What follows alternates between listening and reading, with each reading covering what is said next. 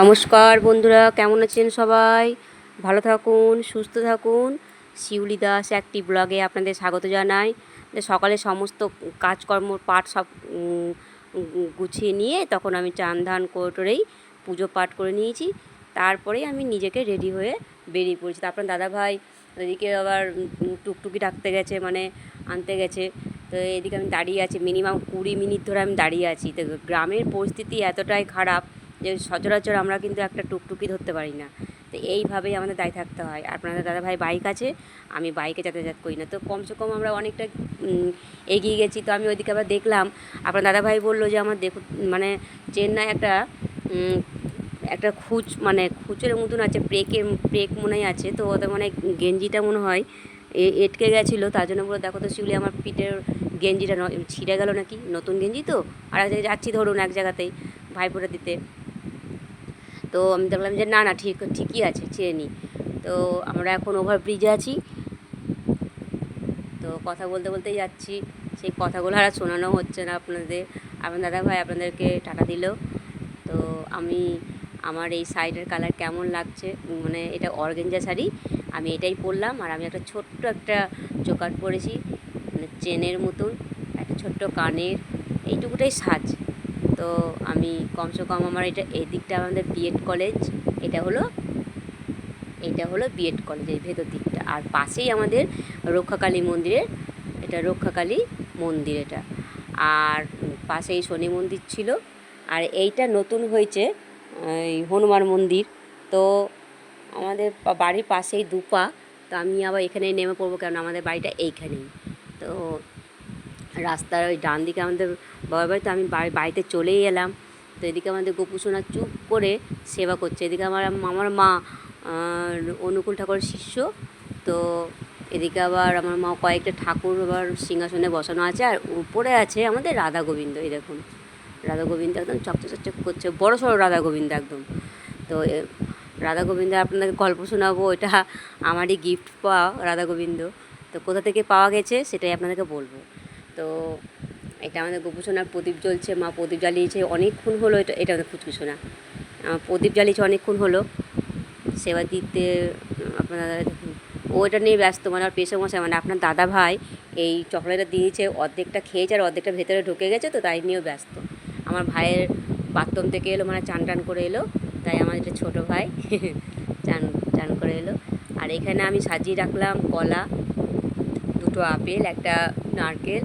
এখানে আবার মা একটা ছোট্ট বাটিতে ধান রেখেছে। আর আমি এসে আর নিহর কোথায় পাবো, গঙ্গা জল দিয়ে দিলাম, মানে বাটলাম এটাতে। তো নিহর তো এখন আর নেই, মনে করছিলাম রুমালের ওপর হয়তো, রুমালটা বাইকের ওপর রেখে দেবো, বাইক হয়তো পড়বে কিছুটা নিহর, তাতে একটু জল দিয়ে, গঙ্গা জল দিয়ে হয়তো একটু দিব, মানে এই করে। তো আর কোথায় পেলাম, এটা আমার বদ্দা, এটা আমার বড় দাদা, ওকে আগে দিই। মা বলো দাদাকে আগে দাও, তারপর তুমি ভাইকে দিবা। বললাম ঠিক আছে।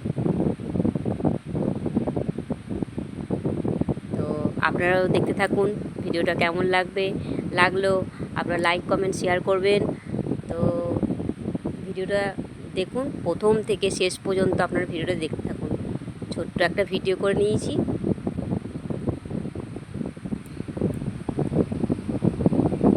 আমার ফুচকি হয়েছে আমার দাদার মতন, পুরো একই দেখতে, বাবার মতন হয়েছে, ওই যেটাকে আমরা সোনামা বলি।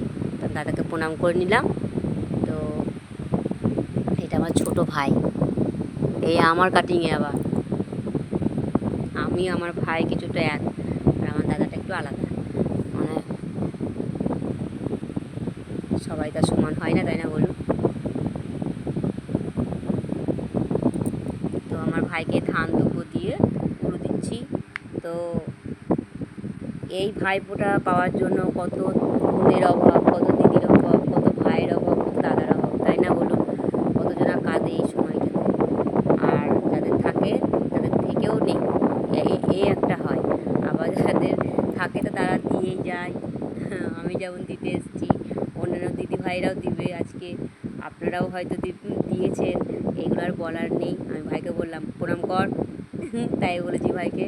তো ভাই আমার আবার প্রণাম করলো, কেন আমার থেকে ছোটো ওকে শেখাতেই হবে। প্রণাম জিনিসটা এমনই একটা জিনিস, আশীর্বাদের জিনিস, এটা ফুচকু আমার দল, একটা দল।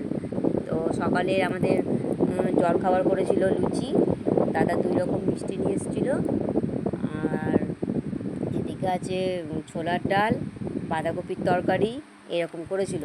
আর দেখুন চোখ মুখ ঢুকিয়ে দিচ্ছে ও হাসতে গিয়ে। আবার ওদিকে চানও করা হয়ে গেল, আমার মা চান করে দিল তাড়াতাড়ি করে, তো গোপু সোনাকে ফোঁটা দেবে বলে। তো আমি তো বললাম ঘরে একটা ছোট ভাই আছে গোপু সোনা, তুমি ওকেই ফোঁটা দাও। তো ফোঁটা দেবো করছিল। এখন কাকে ফোঁটা দেবে? পাশের বাড়ি দুটো ভাই আছে, লব কুশ, ওরা জমজ হয়েছে, তো তারা তো বৃহস্পতিবার দিন ভাই ফোঁটা, আবার সেই বারের দিন ওরা হয়েছিল, তো ওদের জন্মবার, ওদের দেওয়া হবে না বলে আমি বললাম ঘরে তোমার ছোট্ট একটা ভাই আছে, ছোট্ট ভাইটাকে তুমি ফোঁটা দাও। দেখুন কত সুন্দর ফোঁটা দিচ্ছে। আমি বললাম বাঁ হাতে ফোঁটা দিতে করতে হয়, ধান দেবো দাও, তাই বাঁ হাতে দিচ্ছে। ছোট্টো বাচ্চা না, শিখিয়ে দিতে হবে, নিয়ম নিয়ম নাকি, এদিক ওদিক করলে অসুবিধা আছে। তো আমি বললাম একটু আস্তে আস্তে দাও, এখানে প্রদীপটা আছে আবার। ওরে বাবারে, হাত পাচ্ছে না ঠাকুর। আমাকে বলছে পিসি আর নেই, ধান দুব্বো নেই, তুমি করো, আমি পাচ্ছি না দিতাম, তুমি ওই দুব্বোতেই দাও, একটা দুব্বোতেই দাও, পড়েছিল একটা নিচে, ওটা ধরলো। তো আমাদের বাড়িতে এরকম ধরনের আমার পুচকুর একটা ভাই হোক, ওটাই আমি চাইছি। তো ও 4 বছরের হয়ে গেল, ভাই ভাই করে মাথা খারাপ। ওই যে আমি দাদাকে রাখি পরাই, ভাইকে রাখি পরাই, ওর এখন রাখি পরাতে হবে, মাকে আবার রাখি পরাই। তো আমার বাবা নেই, বাবা থাকতে হলে তো দাদা বলতো। তো আমাদের বাড়িতে ভাইফোঁটা দেখুন কত রকমের ভাইফোঁটা হলো, এক গোপাল ভাইফোঁটা, এক আমার দাদা ভাইয়ের ভাইফোঁটা। এখানে আমার মা বলছে যে আমাকে তো তুমি ছোটোবেলাতে তুমি দাদা বলে ডাকতে, তো তাহলে তুমি আমার দাদা, আজকে দিদি বলে ডাকবো না, তাহলে দাদা হিসেবে তোমাকে একটা ফোঁটা দিয়ে দিই চলো। বাবা ফোঁটানো আর কী শখ, ওকে বলে ফোঁটা দিতে হবে, ছোটো বাচ্চা মেয়ে, তোকে ফোঁটা দিতে হবে। যত বুঝাচ্ছি তুমি মেয়ে, তোমাকে ফোঁটা দিতে হয় না, তত বলছে না না তুমি আমার দাদা বলে ডেকেছো, তুমি আমাকে ফোঁটা দাও, নাও এখন সামলাও। তাই মা ওকে ফোঁটা দিচ্ছে, বাবা মাথা নিচু করে ফোঁটা নিচ্ছে দেখুন। এদিকে আমি আবার ভিডিও করছি। তারপরে দেখবেন আর একটা মজা কি হয়েছে, ওই দেখুন ছোট ছেলে কাকে বলে, ছোটোদের ছোটো মতন বুদ্ধি।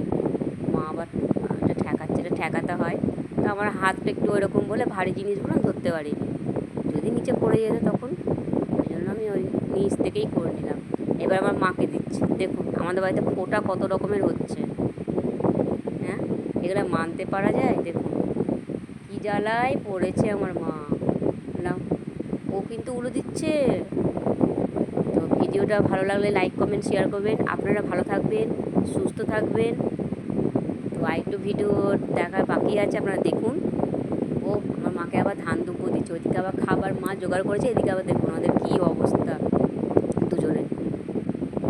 আমার মাকে সে ছাড়ে না, কী অবস্থা। আমরা দিতে হয় না ঠাম্মিকে, না না আমার দাদা, তাই বলছে না সামলাও, এখন ছোটোদের সঙ্গে ছোটো থাকতে, ছোটো সাজতে হয়। ওই দেখুন, ওই দেখুন মাকে ধান দুব্বো দিয়ে মাকে উঠে দিচ্ছে। দাদু তো নেই, দাদু থাকতে গেলে হয়তো এটা মানাতো। মার হাতে একটা আপেল দিল, আবার অত বড় ছুরি থেকে একটা ওই কলা পাচ্ছে না ছিটতে, কলা পাচ্ছে না, দেখুন দেখুন দেখুন কলা ছিটতে পারছে না, ও মা আবার ছেড়ে দিল, মার হাতে দিচ্ছে। ও আমি আবার বললাম এটা গোপাল কী বেশ বলে, গোবিন্দর প্রসাদ, গোবিন্দর প্রসাদ।